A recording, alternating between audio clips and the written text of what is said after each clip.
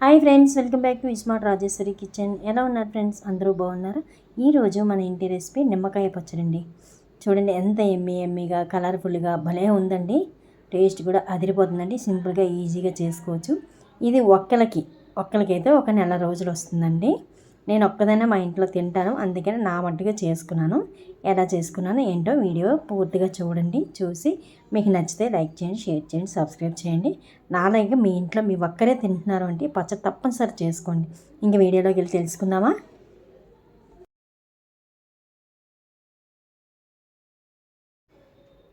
ముందుగా నేను 6 నిమ్మకాయలు తీసుకున్నానండి.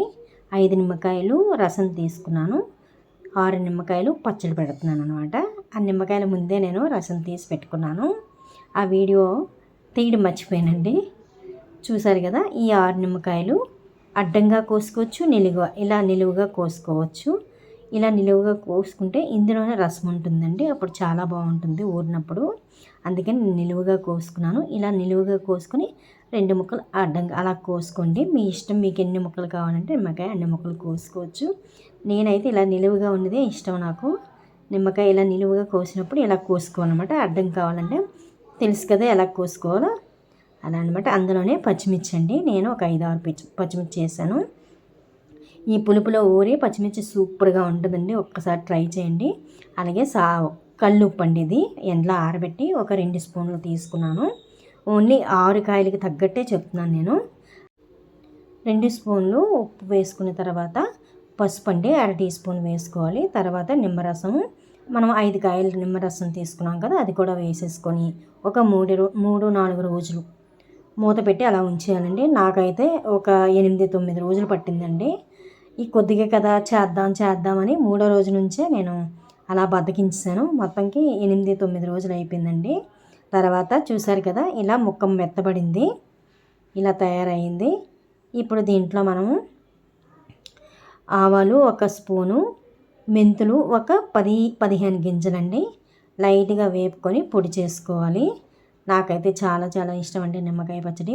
మా ఇంట్లో అయితే ఎవరు తినరు, నేను ఒక్కదాన్నే తింటాను అనమాట. అందుకే నా ఒక్కదానికే చేసుకుంటున్నానండి. ఇలాగ ఆవాలు 1 స్పూన్ అండి, టీ స్పూన్ చిన్నది ఉంటుంది కదా, ఆ స్పూన్తో 1 స్పూను, ఒక 10-15 గింజలు మెంతులు. ఎక్కువైతే మళ్ళీ చేదైపోతుందండి, ఇదైతే సరిపోతుంది. ఈ 6 నిమ్మకాయలకి ఇదైతే సరిపోతుందండి.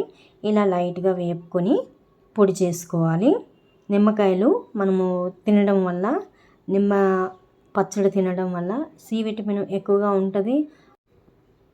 ఎన్నో ఔషధ గుణాలు ఇందులో ఉన్నాయండి. మా ఇంట్లో వాళ్ళైతే మటుకు తినరు, నేను ఒక్కదాన్ని అనమాట.